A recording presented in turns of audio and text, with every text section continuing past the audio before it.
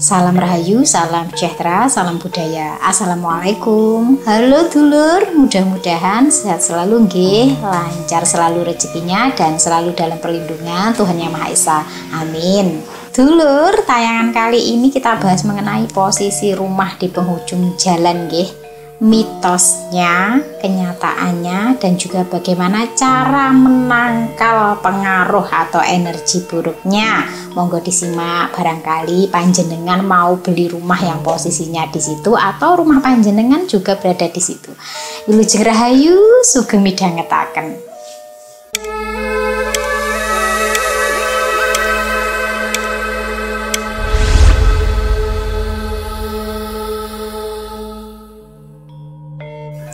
Dulur, orang tua zaman dahulu itu percaya bahwa setiap rumah itu memiliki watak. Rumah tusuk sate, dulur, itu ibarat orang yang berdiri di tengah jalur angin. Keras, langsung menerima segala yang datang, entah itu baik ataupun buruk. Oleh sebab itu, dulur, rumah semacam ini dianggap sebagai rumah yang tidak tenang. Tapi dulur, dalam filosofi Jawa, bukan tempatnya yang menentukan nasib, tetapi cara kita menjaga keseimbangan di tempat tersebut. Kenapa sih rumah yang ada di penghujung jalan itu disebut sebagai rumah tusuk sate? Karena dulur, rumah tersebut itu berhadapan langsung dengan jalan lurus, jadi seolah-olah itu ditusuk ya. Jalannya itu sebagai tusuknya dan rumahnya itu sebagai dagingnya, maka itulah disebut sebagai rumah tusuk sate. Dan ini dulur banyak sekali berkembang mitosnya, sampai-sampai dibuatkan film ya khusus rumah tusuk sate yang mana menceritakan kengerian dari posisi rumah tersebut. Nah, mitos yang berkembang di Indonesia dan juga penjelasan menurut budaya dan psikologis itu seperti apa? Apakah benar seperti itu?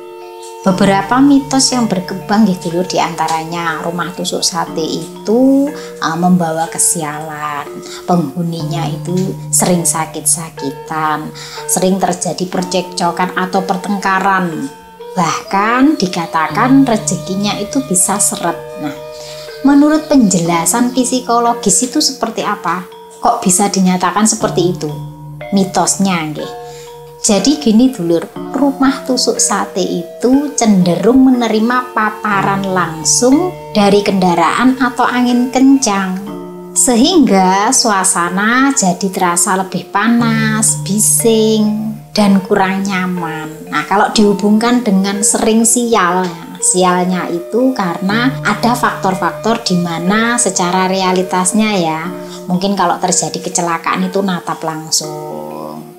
Terus angin juga menerpa secara langsung, kan itu berdampak buruk untuk kesehatan nih. Makanya keluarga yang di rumah kalau kesehatannya kurang baik atau tidak begitu fit itu sering sakit-sakitan. Terus belum lagi namanya hidup itu kan butuh ketenangan. Nah, di situ tidak ada privasi yang mana setiap saat, bahkan kalau jalannya ramai itu 24 jam itu kan bising. Nah, disitulah apalagi kalau sedang capek, ada masalah dengan pasangan ya, dengan suasana seperti itu tuh nambah panas dulur. Nah, salah satu penjelasan psikologisnya itu seperti itu. Kalau dikaitkan, kenapa kok bisa terjadi sering pertengkaran, rezekinya seret, kalau pikirannya kacau, nggak tenang, pikiran selalu mubat mabit, itu berpengaruh pada rezeki seseorang dulur. Nah, salah satunya itu. Kemudian mitosnya rumah tusuk sate atau di penghujung jalan itu menjadi magnet kematian atau kecelakaan. Konon dulur, rumah tusuk sate itu sering terkena musibah ya, entah itu mobil atau motor yang kecelakaan ya, tidak bisa ngerem secara langsung atau ngerem dadak karena kaget, terus nabrak. Nah, ini kalau menurut penjelasan itu ini fakta ya, bukan mitos lagi. Kenapa? Ya memang kadang orang kan kurang fokus, nggak tahu kalau ternyata jalan itu ternyata mentok kadung bauan, terus diget nih ya, kaget, akhirnya nabrak. Ini berkaitan dengan faktor nyata dulur.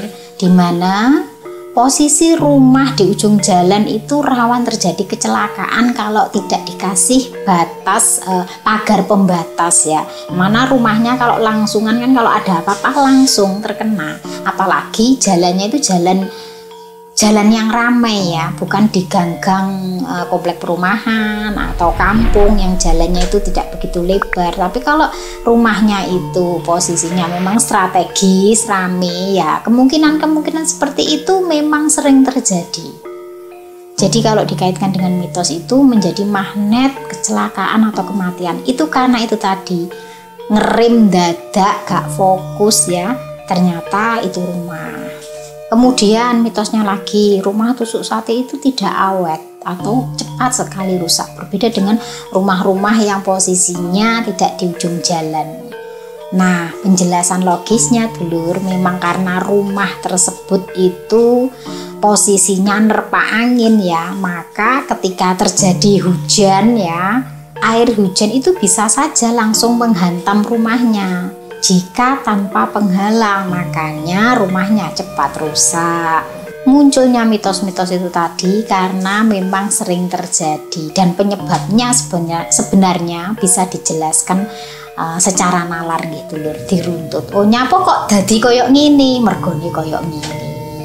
Nah, bagi panjenengan yang mungkin mau beli rumah, posisinya berada di penghujung jalan atau disebut rumah tusuk sate, ragu nih gimana cara menetralkannya atau menghilangkan pengaruh energi buruknya supaya tidak mengenai penghuninya. Ada beberapa cara gitu lur, ini menurut filosofi Jawa, juga menurut Feng Shui maupun kepercayaan lokal lainnya ya, cara untuk menghindari pengaruh energi buruknya dan juga menetralkannya. Nah, di antaranya dulur, yang pertama dulur itu membuat panyileman atau peneduh energi. Nah, dalam budaya Jawa dulur, panjenengan bisa memberi tanaman ya, tanaman atau pohon yang rindang ya. Kemudian bisa dipasang kolam kecil atau bisa juga batu alam.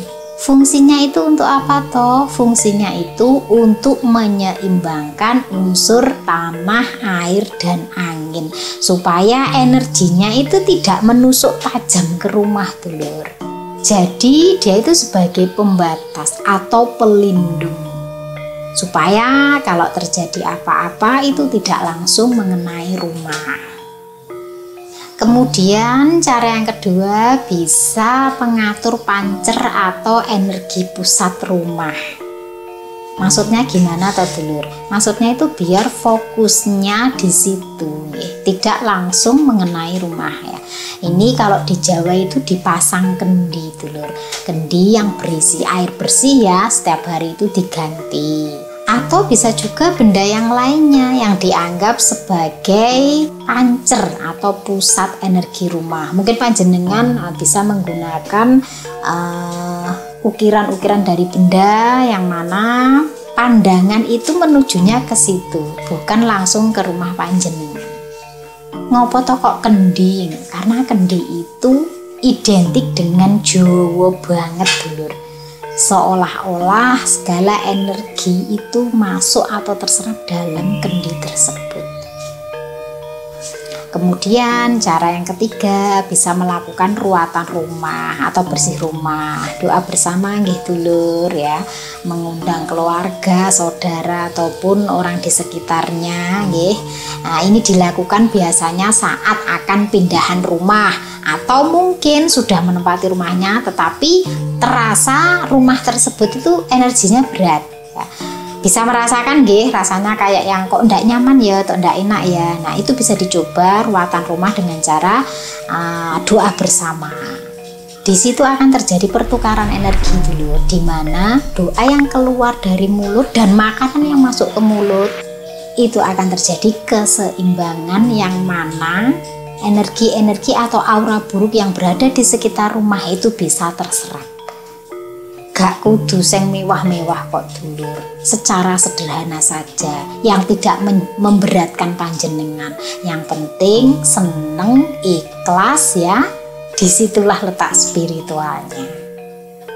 Kemudian yang keempat, menjaga laku baik penghuninya. Kenapa memangnya, apa pengaruhnya? Berpengaruh dulur. Dalam prinsip Jawa meyakini bahwa tempat itu mengikuti watak penghuninya. Kalau yang di rumah itu memancarkan energi positif, lakunya baik, maka rumah itu juga kaututan auranya. Tapi kalau yang menghuni itu suka melakukan hal-hal yang gelap ya, maka rumah juga ngikuti. Kalau panjenengan tidak percaya, bisa dilihat rumah yang dulunya dihuni orang yang baik, maka terlihat hidup, terlihat rumah tersebut asri nyenengke, meskipun tidak harus rumah yang bagus, tetapi rumah yang kemudian dihuni oleh orang yang selalu melakukan hal-hal atau perbuatan yang tidak baik, misalkan dibuat sebagai tempat kriminalitas atau yang lainnya, lihat saja sendiri, rumahnya kelihatan sintrum, kayak yang bikin merinding-merinding bergidik gitu loh. Nah, itu salah satu bentuk bahwa rumah itu mengikuti watak penghuninya. Dan yang kelima, itu bisa panjenengan mengatur waktu untuk pengisian energi positif rumah. Contohnya dulur, kalau pagi hari itu pagarnya itu dibuka, pintu rumahnya, jendelanya, supaya sirkulasi darah itu bisa masuk dan keluar lancar. Kemudian bisa terkena sinar matahari, karena sinar matahari pagi itu baik sekali dulur. Segala yang berhubungan dengan spiritual ya, cahaya matahari di pagi hari itu sangat bagus sekali. Jadi salah satunya bisa dilakukan dengan cara seperti itu. Nah, bagi panjenengan yang mungkin rumahnya di penghujung jalan, yang mungkin merasa tidak nyaman, nah panjenengan bisa mencoba cara-cara seperti ini. Tentunya semua itu kembali kepada panjenengan pribadi gitu lur. Kalau panjenengan bisa menguasai diri panjenengan sendiri, maka panjenengan bisa mengendalikan tempat yang panjenengan tempati. Tapi kalau panjenengan sendiri saja itu gampang uming ya, gampang mumet, gampang kalut, maka aura rumah tersebut itu juga mengikuti. Nah, itu tadi, makanya saya tuh sering sekali mengajak panjenengan, ayo jadi diri sendiri, berpusat pada diri sendiri supaya bisa mengendalikan apa yang bisa kita kendalikan, terutama yang ada di dekat kita. Salah satunya adalah tempat yang kita tinggali. Nah, kenapa sih saya sering membahas mengenai rumah, energinya dan lain-lain? Karena saya membagikan pengalaman saya pribadi dulur. Saya sering berpindah-pindah rumah karena ikut nenek yang nomaden. Jadi saya itu energi-energi rumah itu jadi tahu, bisa merasakan sendiri rumah yang energinya seperti apa. Makanya saya bagikan ini melalui pengalaman saya, tetapi bukan berarti setiap pengalaman saya itu mewakili panjenengan semua lagi, tidak. Paling tidak panjenengan itu tahu apakah yang panjenengan alami itu sama dengan apa yang saya alami juga. Nah, semoga bermanfaat gitu lur. Saya Fitri Ika, salam rahayu.